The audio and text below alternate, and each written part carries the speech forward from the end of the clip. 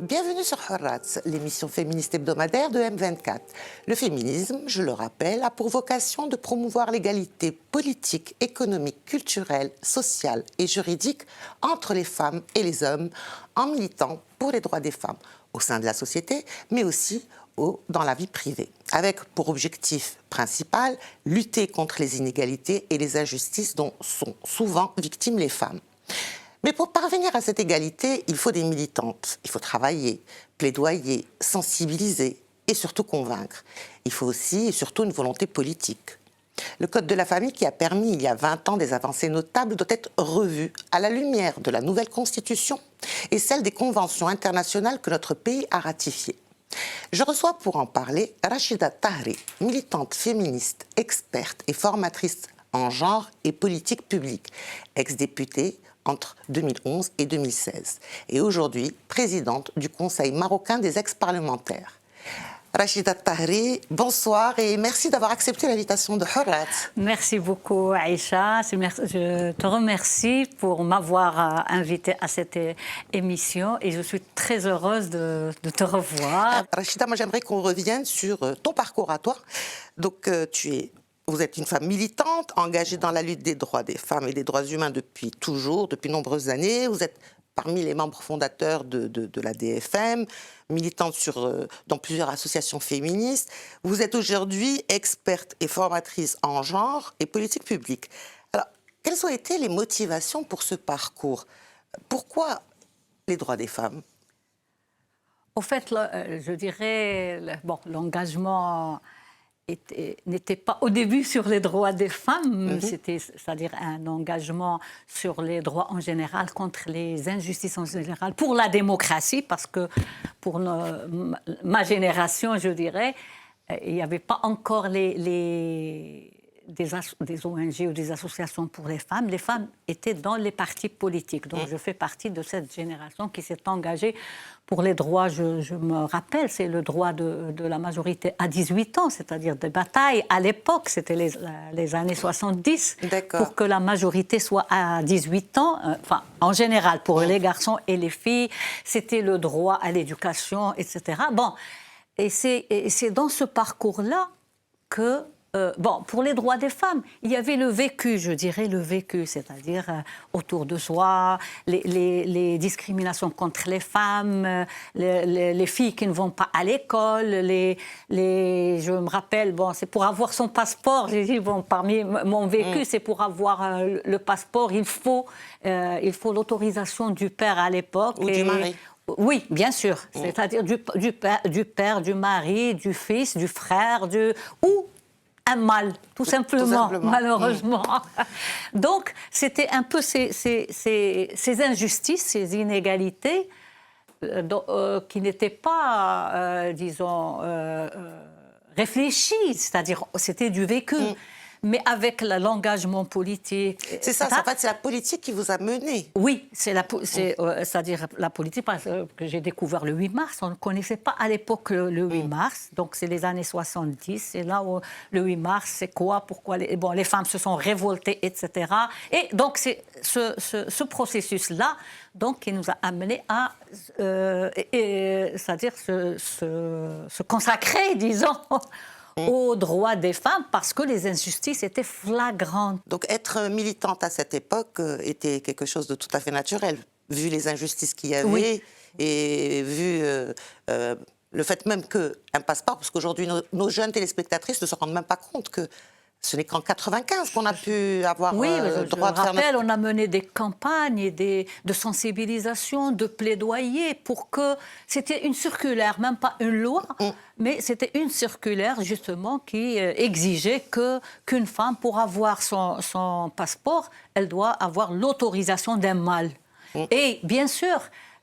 cette circulaire, elle découle d'une disposition qui est c'est la tutelle qui était dans le Code de la famille. Tout à fait. Voilà, donc, et qui est toujours là. Un peu moins, mais oui, voilà. Alors aujourd'hui, vous avez été députée et aujourd'hui, vous êtes la présidente du Conseil marocain des ex-parlementaires. Alors, est-ce que la politique joue un rôle essentiel dans l'émancipation des femmes, dans les avancées que peuvent avoir les femmes? Est-ce que votre mandat en tant que député a été fécond? Est-ce qu'il a été... vous avez pu obtenir des choses, vous avez pu militer, ou bien c'était difficile? Je dirais que, c'est-à-dire, est-ce que la politique apporte quelque chose aux femmes? Oui. C'est un droit tout d'abord. Et puis, c'est-à-dire, on rentre dans les rouages et on voit comment se prennent les décisions, où se prennent-elles, comment, etc. Les résistances de près, on les vit, c'est-à-dire, il n'y a pas que des discours, mais il y a aussi des comportements, etc.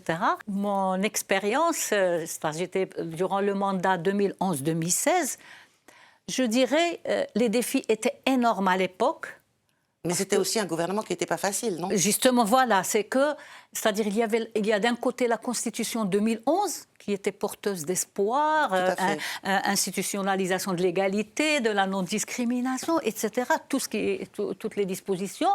Et en même temps, justement, le grand défi, c'est qu'on avait le gouvernement, mais c'est-à-dire la majorité du gouvernement, c'est bien sûr le parti avec une idéologie qui ne facilitait pas, disons, les choses. Bon, j'ai dit, il y avait un contexte favorable et en même temps contraignant. Donc le favorable à l'intérieur, c'est qu'on s'est retrouvés un groupe de femmes qui avons travaillé ensemble c'est-à-dire avant d'être élues, dans le cadre d'autres structures. Donc on avait une proximité entre nous, on se connaissait, les droits, etc.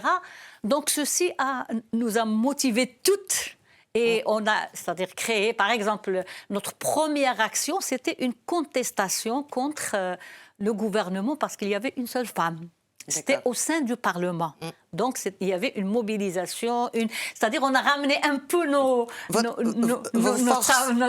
force externe dans les ONG au sein du Parlement. Et on a pu, disons, marquer, je dirais,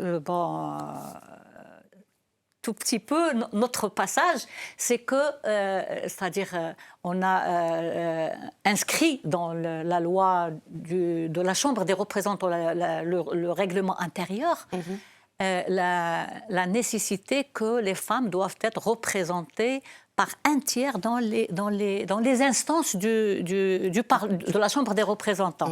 C'était la première fois, donc, et c'est inscrit le règlement interne qui est l'équivalent d'une loi organique, c'est-à-dire qui vient juste après dans la hiérarchie normative, juste après la Constitution. Donc, voilà, on avait intégré plus ou moins les questions d'égalité dans les attributions des parlementaires. Donc, dans les législations, les lois qui sont passées à l'époque, malgré toutes les critiques qu'on peut... La loi contre les violences, la loi 103, je ne te raconte pas comment c'était très dur pour inscrire des choses dans cette... Mais pourtant, Rachida, on a l'impression, alors vous avez peut-être répondu à la question en avance, que le mouvement féminin était plutôt... disons, discret. On n'entendait plus parler des actions du mouvement féminin. Donc bon, vous étiez avec votre cercle de femmes, amies, militantes depuis toujours, mais sur le plan de la société civile, le mouvement féministe... Non, c'est-à-dire on travaillait ensemble. Justement, c'est ça parmi les points, disons... Alors donc, c'était un problème de communication, alors peut-être par exemple, j'ai parlé de la contestation contre c'est le jour où le chef du gouvernement est venu présenter son programme.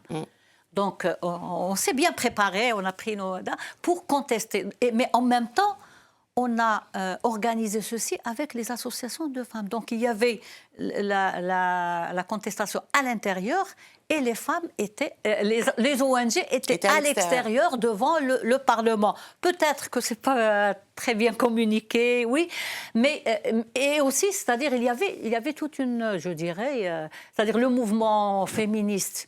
Il a continué, on a travaillé toujours ensemble parce que lorsqu'on est au Parlement, c'est-à-dire on n'a pas le temps, on fait tout nous-mêmes et on n'a pas le temps de lire, de tout lire, etc. Mais, c'est-à-dire, on était aidés justement par les associations féministes. Oui, c'est-à-dire sur les lois, sur le code le code pénal, sur enfin, ce qui concerne le code de la famille, sur la loi contre les violences, parce qu'on avait des projets avant, des pré-projets. Donc on avait été aussi aidés par nos amis qui étaient dans des institutions, je dirais le CNDH essentiellement. C'est-à-dire ils avaient des experts, donc l'expertise. Il y a eu du boulot, il y a eu du travail. Il y a eu beaucoup de boulot et un boulot de réseautage, je dirais. C'est-à-dire absence de communication au niveau des médias, au niveau du grand public, quelque part. Oui, il y avait des moments un peu qui étaient, par exemple, autour de l'article 475 du Code pénal. Oui, voilà, c'était un moment un peu... Absolument. Voilà. Celle l'affaire du viol. De viol, oui, c'est le mariage de la fille violée à son violeur. Voilà, donc c'est l'article. Oui, ça a été un scandale à l'époque. Voilà, donc il y avait une grande communication, mais à part ça, donc, c'est-à-dire il fallait batailler à l'intérieur, par exemple pour le budget, c'est-à-dire il fallait batailler pour que les budgets soient un peu sensibles aux gens. C'est-à-dire c'était au niveau de... Bon, on avait mis en place pour la première fois un groupe de travail pour l'égalité. Où il y avait des femmes et des hommes. Bon, la majorité des femmes, mais il y avait quelques voilà, hommes aussi. donc, et qui, par la suite, a été institué dans la loi. Donc, aujourd'hui, disons, il y a une commission, un groupe de travail pour l'égalité. Et bien sûr, les générations ne sont pas les mêmes. Voilà. Aujourd'hui, la bonne nouvelle, c'est que le souverain a tranché. Le code de la famille va enfin être réformé. Alors, selon vous, Rachida, selon la DFM, selon tout ce mouvement que vous incarnez, que vous représentez, quelles sont ces injustices qui doivent absolument être abolies? Quels sont les articles qui doivent changer pour parvenir en fait à cette égalité et à la parité qui sont inscrites dans la Constitution? C'est Aïcha, je te dis, pour le code de la famille, bon, voilà, bien sûr, il y a des débats aujourd'hui. Il y a un focus sur certains articles, sur le mariage des enfants. On appelle mariage des enfants, sur la tutelle. Mais pour nous, c'est-à-dire le code, ça, c'est des articles qui découlent d'une vision, d'un fondement. Donc, le code de la famille doit être revu dans sa globalité. Alors, c'est quoi son fondement actuellement? Bien sûr, actuellement, son fondement, c'est la Qewama, donc ça veut dire que, c'est-à-dire une hiérarchisation entre les hommes et les femmes. Les hommes entretiennent les femmes et de ceci découlent des droits différents pour les hommes et les femmes. Les femmes, elles n'ont pas la capacité, disons, légale, selon la loi, pour avoir la tutelle sur leurs enfants, pour jouir au moment de la succession, du partage des biens, au moment du divorce, etc. Malgré c'est-à-dire, aujourd'hui, il y a 20 ans, c'est 20 ans depuis... 2004, quoi. Oui, c'est-à-dire... Sa Majesté a présenté le Code de la famille en 2003, en octobre 2003, donc c'est 20, voilà, on est en 2023. Et c'est-à-dire, c'était une avancée à l'époque, mais bien sûr, le vécu, la réalité sociale a montré qu'il est arrivé à bout, il y a des limites, il est arrivé à bout. Et aujourd'hui, c'est-à-dire, il est inconcevable qu'on revoie seulement certains articles. C'est-à-dire, le Code de la famille, c'est une construction. Il y a ce principe de la Qewama. Donc, et de ce principe découlent toutes les autres dispositions. C'est-à-dire, durant tout le cycle, je dirais, de vie des femmes. Mais en même temps, le Code de la famille, c'est-à-dire, il ne réglemente pas seulement les relations dans la famille, mais il impacte. Bon, on a parlé, il y a le code pénal, il y a les lois électorales, la couverture sociale aujourd'hui, il y a le grand chantier de la protection sociale, toutes les politiques, l'emploi, toutes les politiques publiques. Donc, c'est une loi qui doit être revue, révisée en entier, c'est-à-dire revoir la philosophie qui... Alors, cette philosophie, quand vous avez parlé tout à l'heure de l'obligation d'entretien pour les hommes, Oui. pour que les hommes soient aussi, on va dire, impliqués par ce changement, c'est que les femmes aussi doivent apprendre à être autonomes, à renoncer à cet entretien qui les rend finalement comme des mineurs incapables. Alors qu'aujourd'hui, elles travaillent, elles ont des salaires, elles sont indépendantes. Non, c'est-à-dire il n'y a pas que bon, il y a des femmes, bon, c'est-à-dire lorsqu'on le travail salarié, bon, les chiffres sont là, sont alarmants, c'est 20%, Oui, même le programme du gouvernement, il prévoit... Pas très ambitieux. Voilà, pas très ambitieux, jusqu'en 2026, aller jusqu'à 30%, c'est-à-dire, alors qu'on a c'est-à-dire les femmes, elles ne travaillent pas, elles travaillent dans l'informel, qui n'est pas...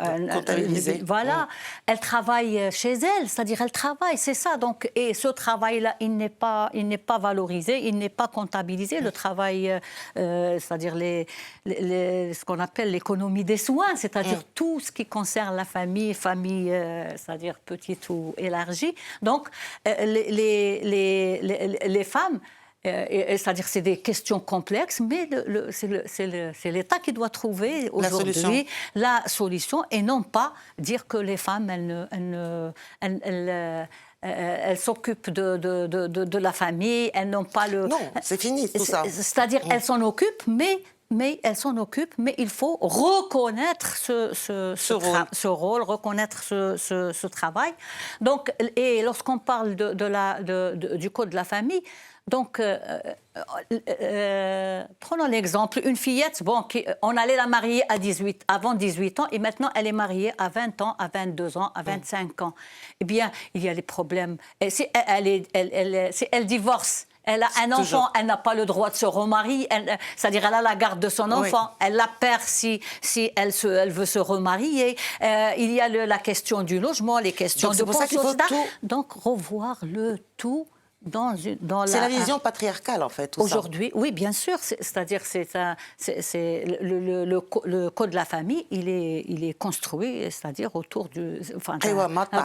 Voilà, a été enlevé, c'est-à-dire, voilà, mais ça continue sur... moi, je dirais, la tutelle, elle a été enlevée du code de la famille, enfin, d'un article, mais elle continue à... et justement, l'exemple dont j'ai parlé des élections, eh bien, on dit la femme, l'homme est élu ou candidat élu, et la femme qui est annexe. D'accord. Le siège de la femme, c'est un siège annexe. Donc, tu vois, donc cette ça tutelle, perdure, oui, elle est invisible, mais elle est toujours présente. Voilà, donc, et c'est-à-dire dans le code de la famille, j'ai dit, il y a le divorce, donc il y avait une petite fenêtre, le shiqaq pour discorde, mais les autres formes sont encore là. Voilà, pour préjudice, pour absence, etc. Oui. Le divorce par le khol'. C'est-à-dire la femme existe encore. Voilà, donc c'est l'humiliation des femmes. Nous avons la filiation. Donc il y a la filiation, les enfants nés hors mariage. Donc le code de la famille doit régler les questions, doit veiller sur les droits de toutes les composantes des familles. Parce qu'on n'a pas la famille et on a des familles. Oui. Et la famille a changé. Elle change aussi, notamment, c'est-à-dire selon les statistiques, il y a à peu près 2/3 qui sont des familles nucléaires.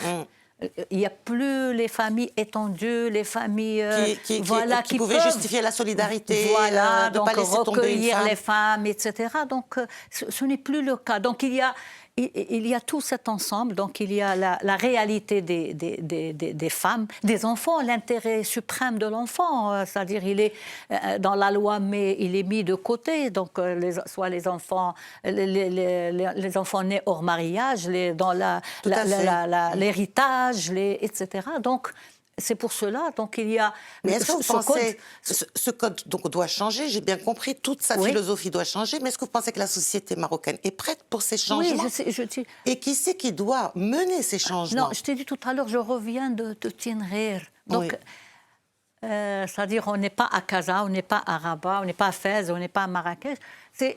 c'est-à-dire les femmes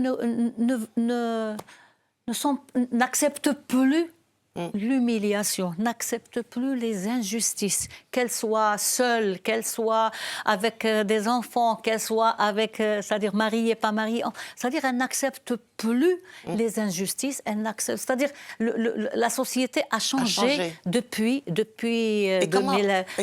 on va parvenir à ce changement, d'après vous? Est-ce que ça va être encore une fois une nouvelle commission? Est-ce que c'est le rôle je ne sais pas moi, de la PALD, ou est-ce que c'est le gouvernement qui doit prendre ses responsabilités? Comment ça va se passer à votre avis? C'est-à-dire au niveau, c'est-à-dire ce qui enfin notre souci, C'est-à-dire il peut y avoir une structure, mais l'essentiel c'est qu'il y ait, c'est-à-dire c'est-à-dire qu'on arrête de dire c'est cet article qu'on doit corriger, c'est cet article, mais que c'est-à-dire, par exemple, il y a un travail qui a été fait sur le mariage des enfants. Donc, il y avait un rapport, il y avait, c'est-à-dire au niveau terrain, au niveau, c'est-à-dire réalité des jugements, etc. Et, c'est-à-dire, le rapport a pointé tous les dysfonctionnements, c'est-à-dire les injustices, et il a aussi, il y a des propositions. Donc, pour le Code de la famille, nous pensons que les propositions sont prêtes. Il y a les propositions, c'est-à-dire il y a des propositions, par exemple pour les ONG, pour les associations. C'est vrai, elles travaillent toujours, et il y a des propositions. Aujourd'hui, ce qu'il faut, c'est que s'il y a une commission, c'est-à-dire il faut un leadership. Voilà.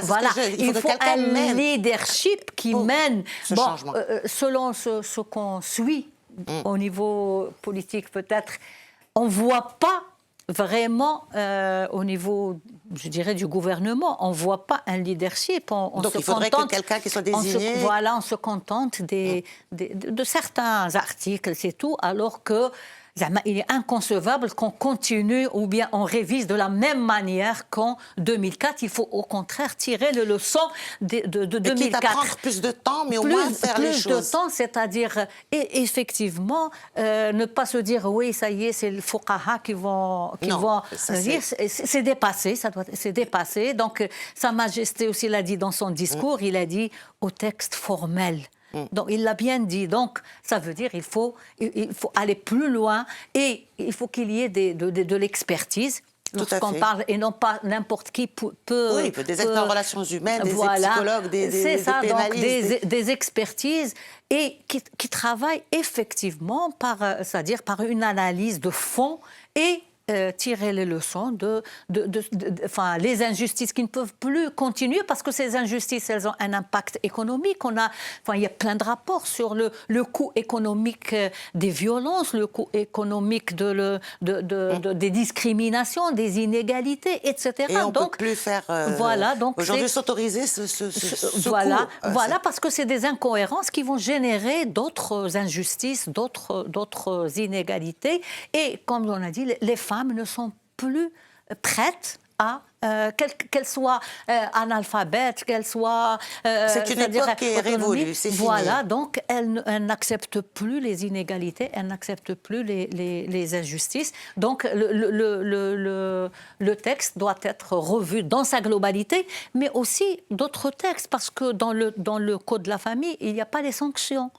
C'est dans le code pénal. Qui a les sanctions. Donc le code pénal doit aussi subir un toilettage. Oui, parce qu'on a parlé tout à l'heure, lorsqu'on était j'étais au Parlement, eh bien, il y avait des projets. Il y avait plusieurs projets. Mais, c'est-à-dire, on avait refusé que ce projet passe, parce que justement c'était pas progressiste.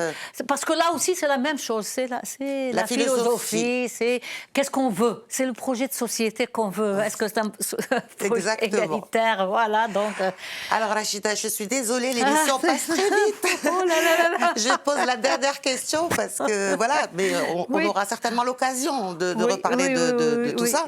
Donc cette émission s'appelle Horaz. Qu'est-ce que pour vous la liberté? Quelle est la définition que vous donnez à la notion de liberté?